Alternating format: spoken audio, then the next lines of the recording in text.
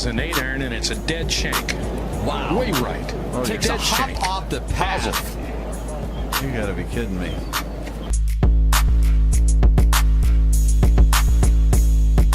Very tough pitch shot right here. You gotta hit it into the hill, one hop up and bite, and it's in. Kind of like that.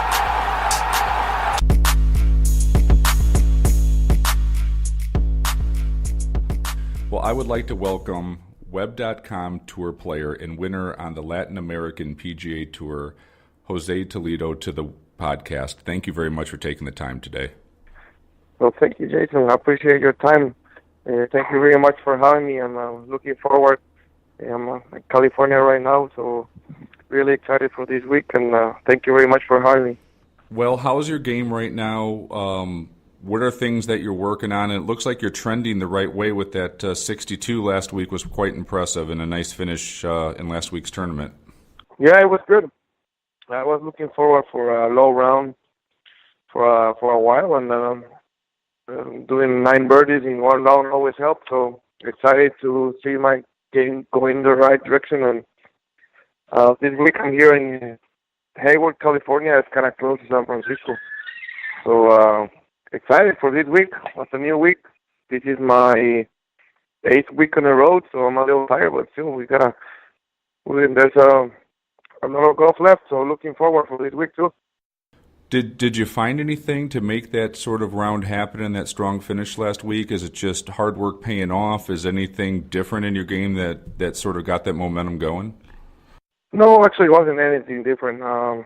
It was just hard work, like you said. My putting was a little off, and I just worked on a few things, always on fundamentals, and I started to make some putts, which always helps. So I wouldn't say anything different, just waiting for my putter to get a little hot, because it's one of my strengths, and it's been off all year.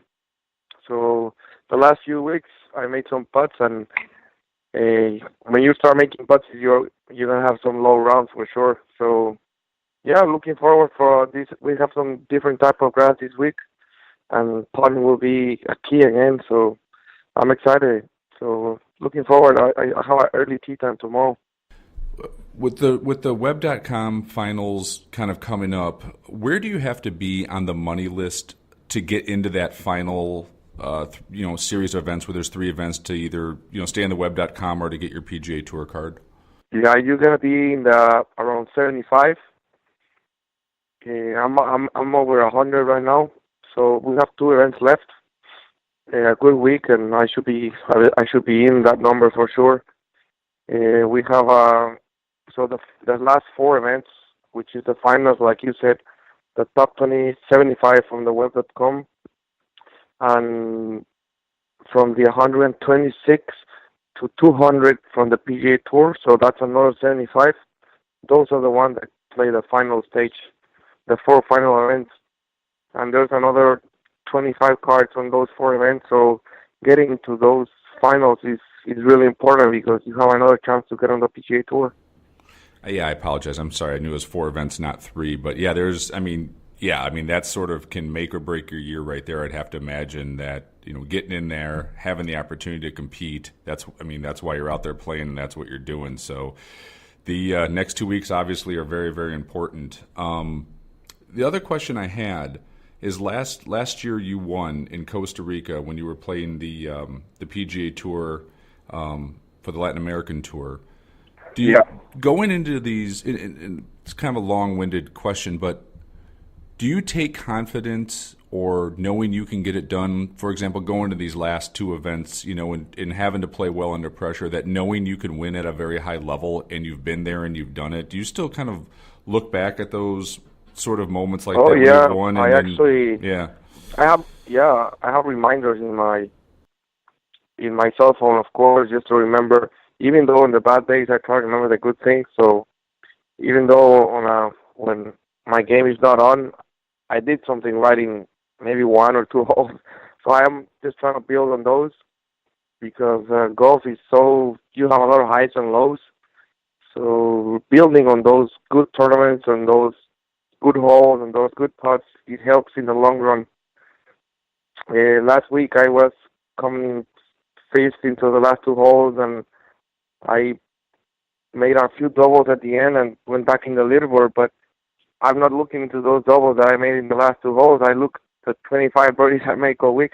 So yeah, that I think this is a good strategy, just to build on the good shots, on the good memories from previous events, to keep moving forward. I think it's really important, and especially when you win. I mean, when you win, it's you did a lot of good things in that week, and of course I remember that tournament a lot, so I can start moving in the right direction and win on this tour. I think I'm capable of winning on this tour, and I showed it off last week, shooting at 62 on my third round. So I'm looking forward for that win. Hopefully, it comes in the next two events. When you were playing the Latin American PGA Tour, how many years were you out on that circuit, and what are some of the more interesting some of the most interesting countries you visited or stops that you made on the tour? There had to be some really interesting stories. Oh yeah, just imagine last year I played almost 20 events in Latin America on 16 different countries. So you have to get used to the travel, to the time change, to the different types of weather. We also played in high elevated cities, so the balls goes farther, especially in Bogota, in Quito, Ecuador. The ball was going 13% more, so just imagine you have to adapt to those type of situations. So it definitely helps just playing in different types of grasses all over the world and getting used to that travel. I think is really important. When I was an amateur, I was only playing not even 15 tournaments a year, and as a professional, I'm playing almost around 30. So traveling around the world is I think is really important. And you can see now that golf is a worldwide sport, and I have a million stories I can tell you about good ones and bad ones in different countries. Last year I was having problems. You kind of forget where you are, and you open your wallet and you have bills from all over the country. So things like that. I mean, it's just I think it's a great tour, and the whole point of that tour is just to get you ready for the next step, which is the web.com. And on the web.com we play 5 tournaments in different countries. We played Bogota, or Colombia. We play at Panama, a couple in the Bahamas. We go to Mexico. So now it's a worldwide sport, like I said. And the next step is going to the PGA Tour, and those guys, the same. They go all over the world. They go to Europe. They go to Asia, all over the United States. So playing in that tour, it definitely helped me on my game, and definitely helped me to get prepared for the next level, which is the tour I'm playing right now, the web.com. When you started playing golf, I know you grew up in Guatemala. Who introduced you to the game? How did you fall in love with it, and how big of a sport is it in your home country? Well, I picked up my first club when I was 9 years old. It was because of my grandpa. He gave us this membership in this country club, and we all used to go there for the weekends just to have lunch. And I was playing soccer and tennis and baseball and a little bit of everything. And soccer actually was my game, and I was pretty good at it, at soccer and golf. So I started playing for the Guatemalan team when I was 11, and by the age of around 13, I had to choose between soccer and golf. It was a really tough decision because all my friends were on the soccer team, and golf is an individual sport. So I picked golf because of that. It's an individual sport, and I think I made the right decision. My goal growing up was going to go to college, to have a scholarship somewhere, so I went to the University of New Orleans. The only problem we have back home is that golf is private. There's 6-7 courses all in the Guatemala city, and so it kind of closes the door for a lot of talented people that would like to try the game. And hopefully in the future we have one public course so people can actually try golf, and I'm pretty sure better golfers are going to come out of Guatemala. So Guatemala is actually not big in golf. We don't have more than 2,000 golfers.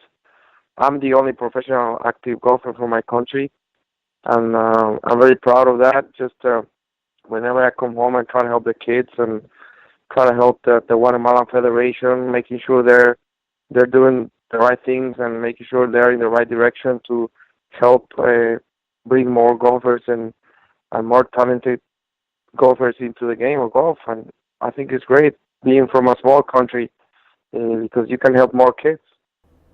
So when your game was progressing as a teenager, did you have to travel outside of Guatemala to kind of get the experience that you needed? And I'll talk to you, about playing at University of New Orleans, but how did you sort of, go from just starting to having your game good enough to be playing, college in the States? I grew up with no coaching. I grew up with just being disciplined and going to the course every afternoon after high school. So my parents actually, I never had birthday gifts or Christmas gifts or anything. Actually, I always asked for taking me to a golf academy, and every year in my break, I used to come here to IMG academies in Bradenton, Florida. That was a Ledbetter Academy. Yep. So that's where actually my present. That was my gift of sometimes playing good golf, and I used to come here for every 2 or 3 weeks just to practice. So I gotta wait until the next year to go and see how is my game improving and what's new, what technology was new, or what things I can bring into my game. And so it was great. I think it definitely helped me. That was kind of my training growing up, just once a year for a couple of weeks going to these academies. And I was representing my country for sure. I did over 10 tournaments a year, just playing around the world. Some of them were actually big events, which I wasn't ready for those, like the World Amateur. I was playing the British Amateur. In occasions, I played the U.S. Amateur. And I was winning all the tournaments back home, but going out of the country was totally different for me.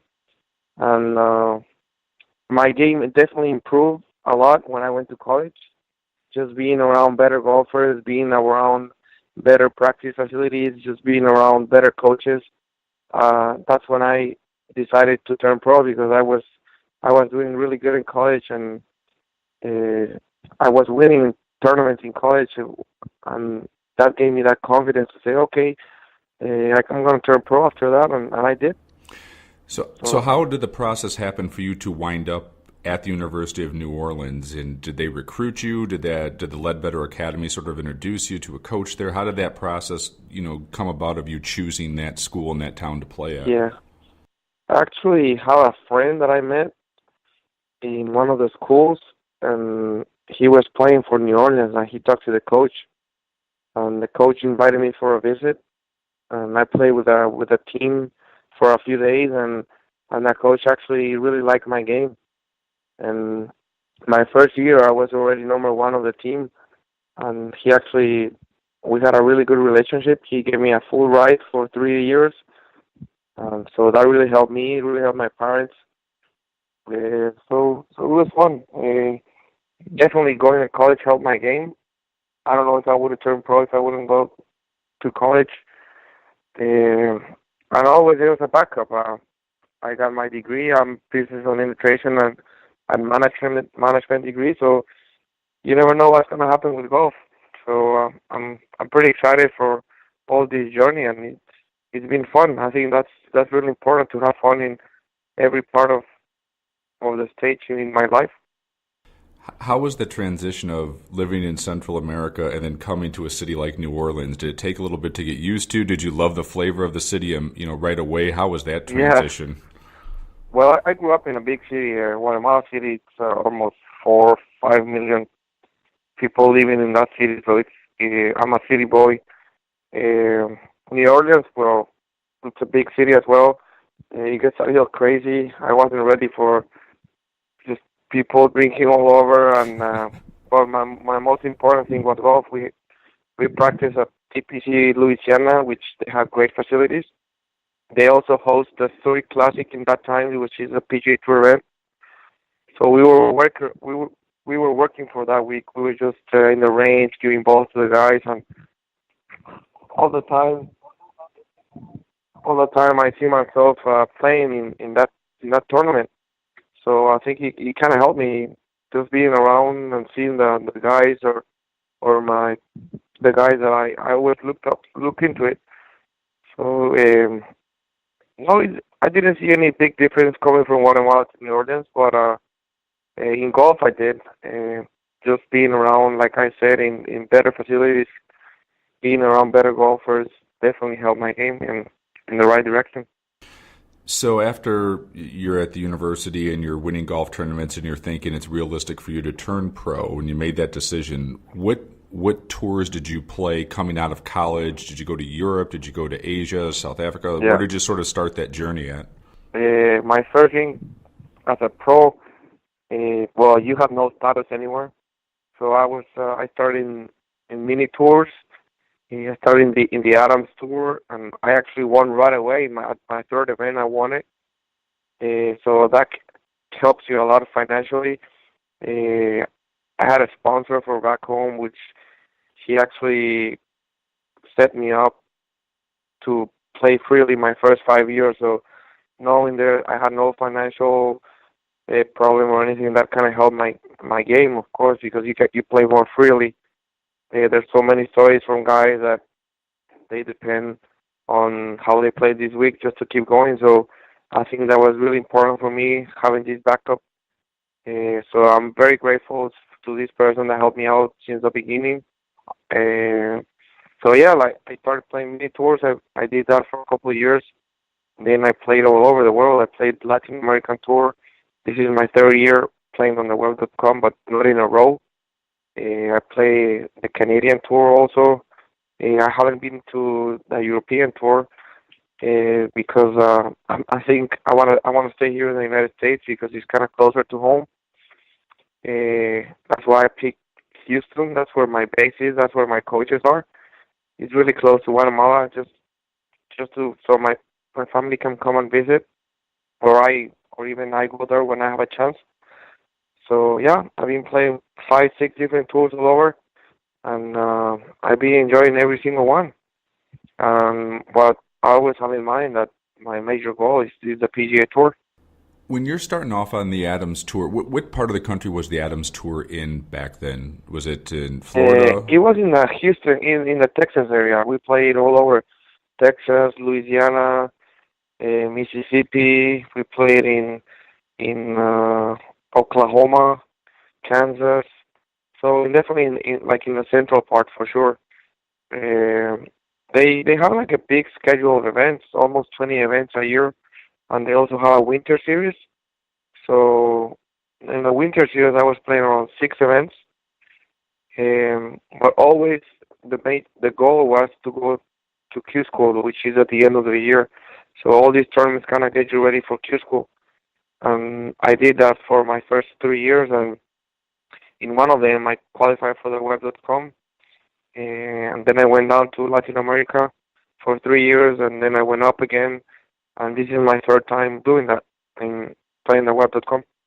And I've talked to other guys with the podcast, and I'm assuming I know the answer to this, but I'll still ask it. The experience of getting on those mini tours and playing professional golf is invaluable, correct? Because you probably wouldn't be able to get to the steps you're at or what you're doing without that first step, right? It's every single tournament helps you somehow, even the amateur events, because you're competing. That's the only way you can test your game, competing. You can go out and practice round, shoot a 62, but actually it doesn't mean anything. And competing, it's really important. That's where you see where your game is.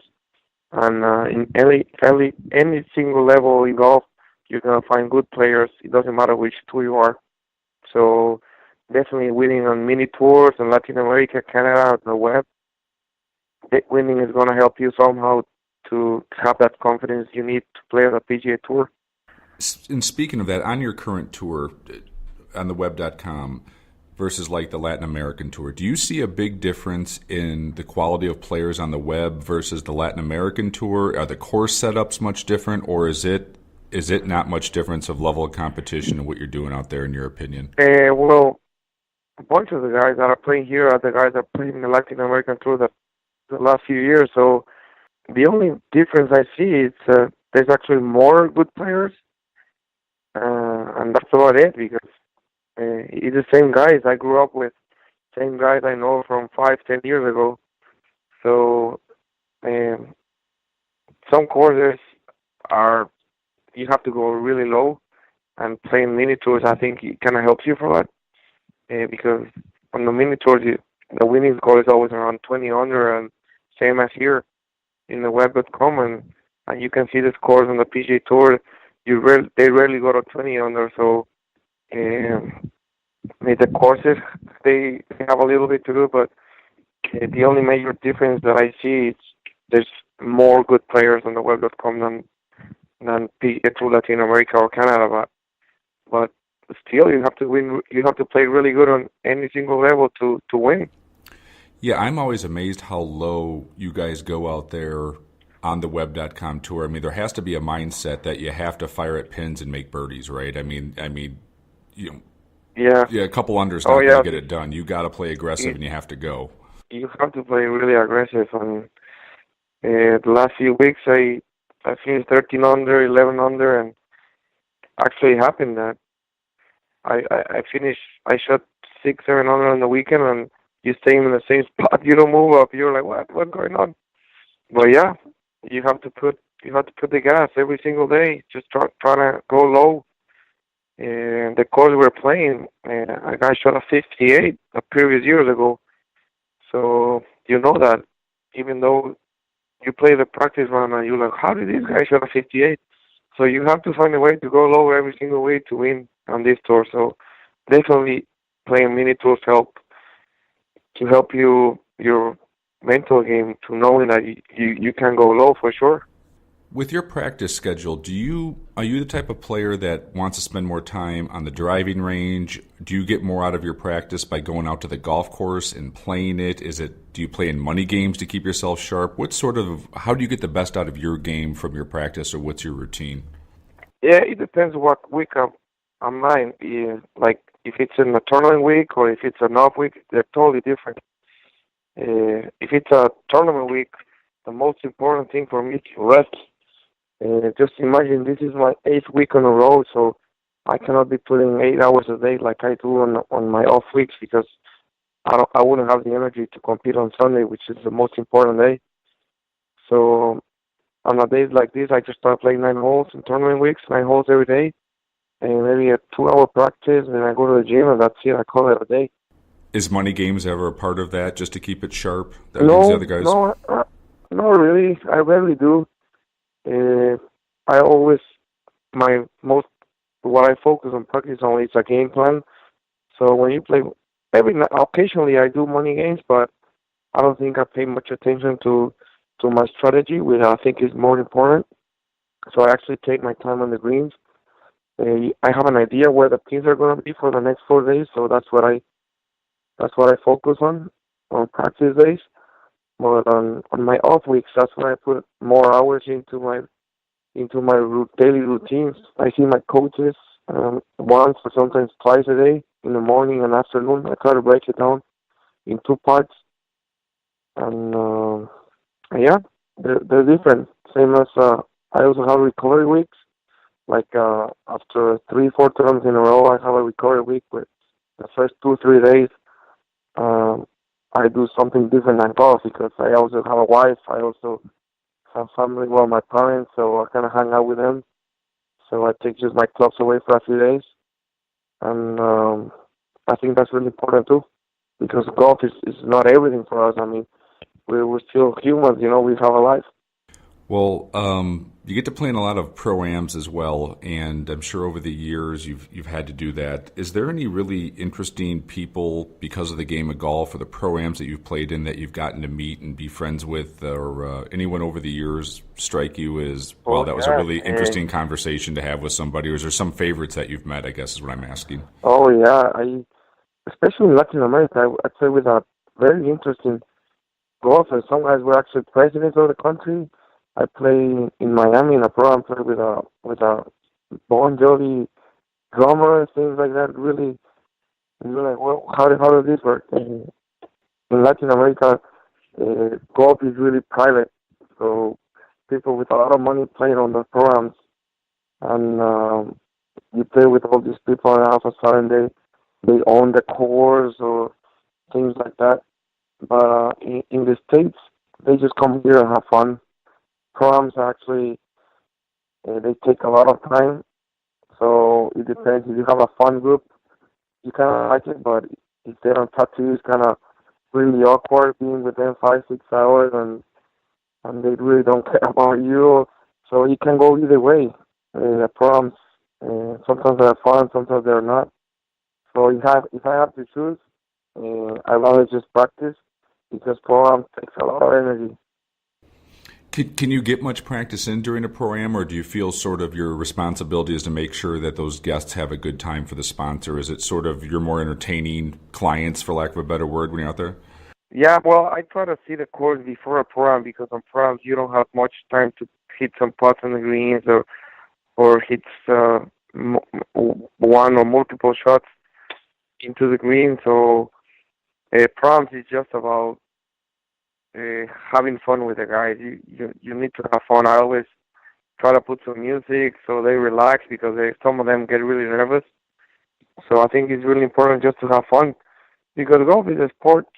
It's a game, right? And proms is the only day of the week that you just can relax and have fun with the people that are hosting the event.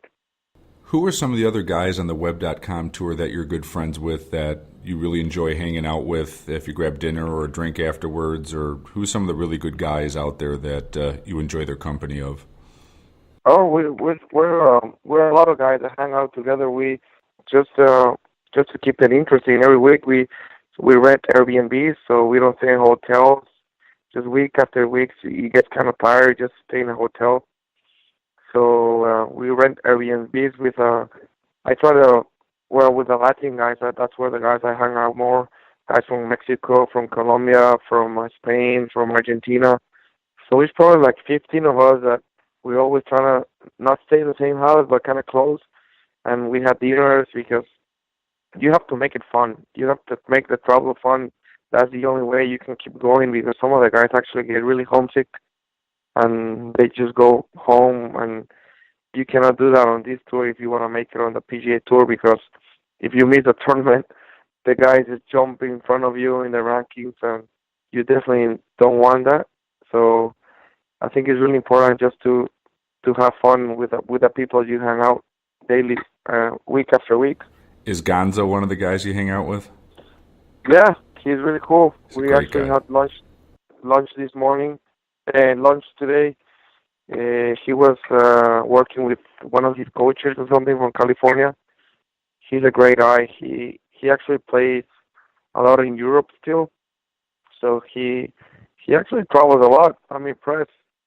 He goes to Europe and plays a couple, 2 or 3 events, and then he comes down over here. So he definitely he's putting a lot of miles into that game for sure. Yeah, we were fortunate enough to have him on the podcast, and he was one of the best guests we've had. He just seems like a really great guy, super warm personality. Yeah, he's really a great guy. Well, he's been on the tour probably longer than any of us. So he plays mostly in Europe. He played a little bit on the PGA Tour.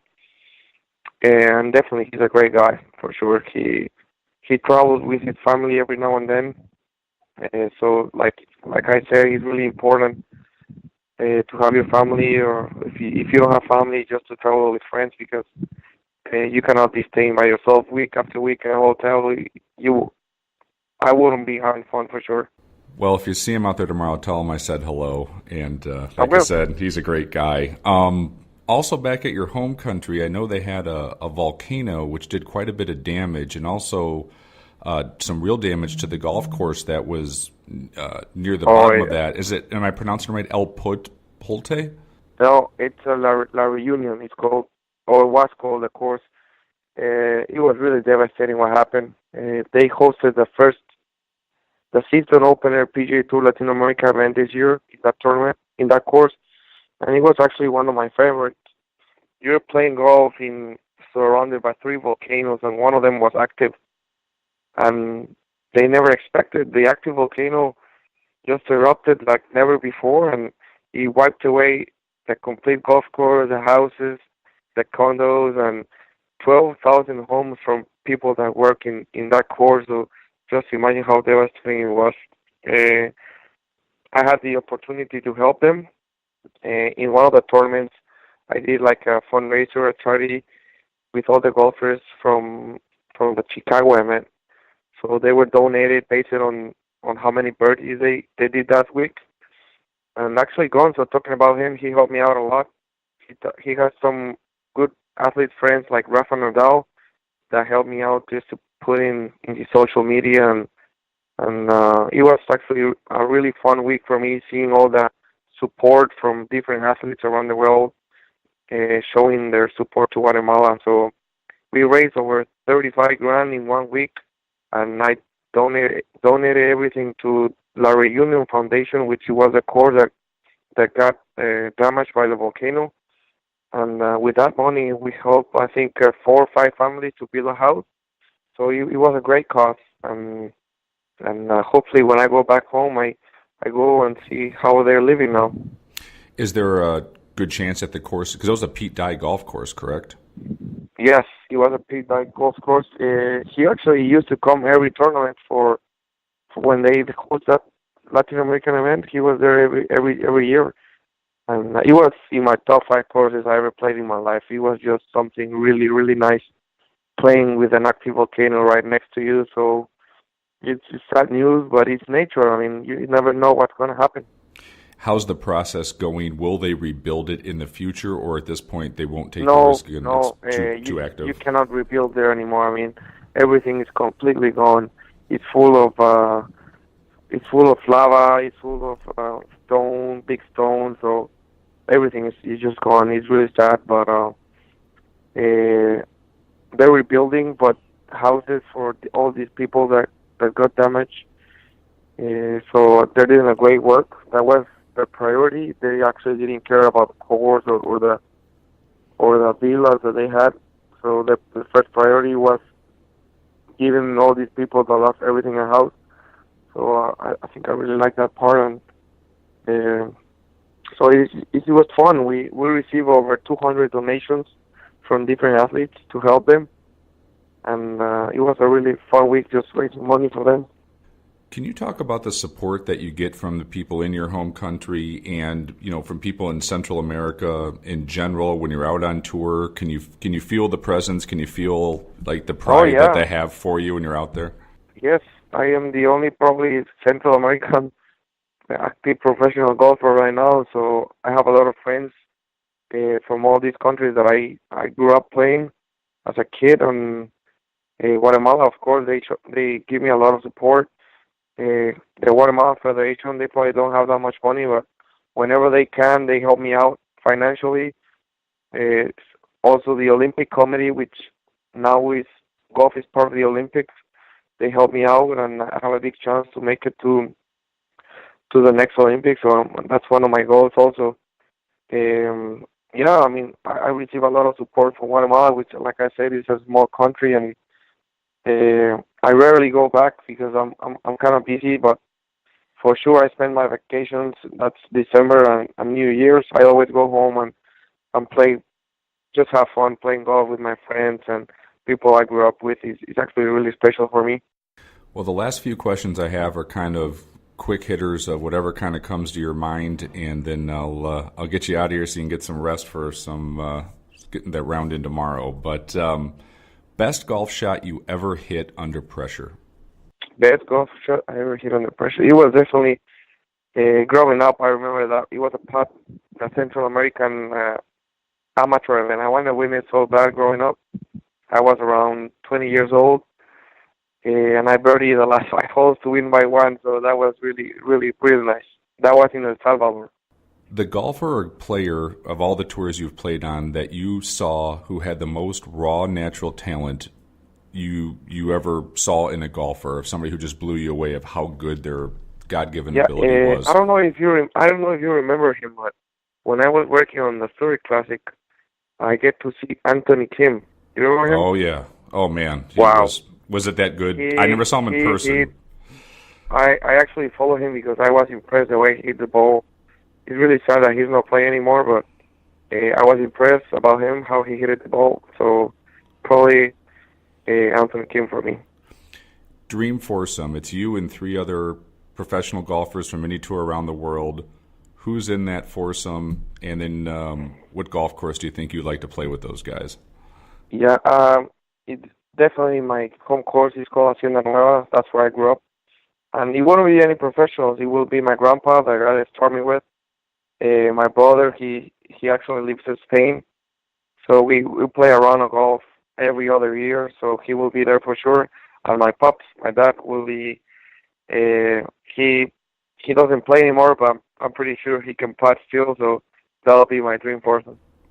And my last one I have here for you, what's the best 3 or 4 golf courses in your travels around the world architecturally that you've played, that you've enjoyed the most, and what do you think makes those golf courses great? Pit dye. I mean, I play a lot of pit dye designs, and one of my top courses is Casa de Campo in Dominican Republic.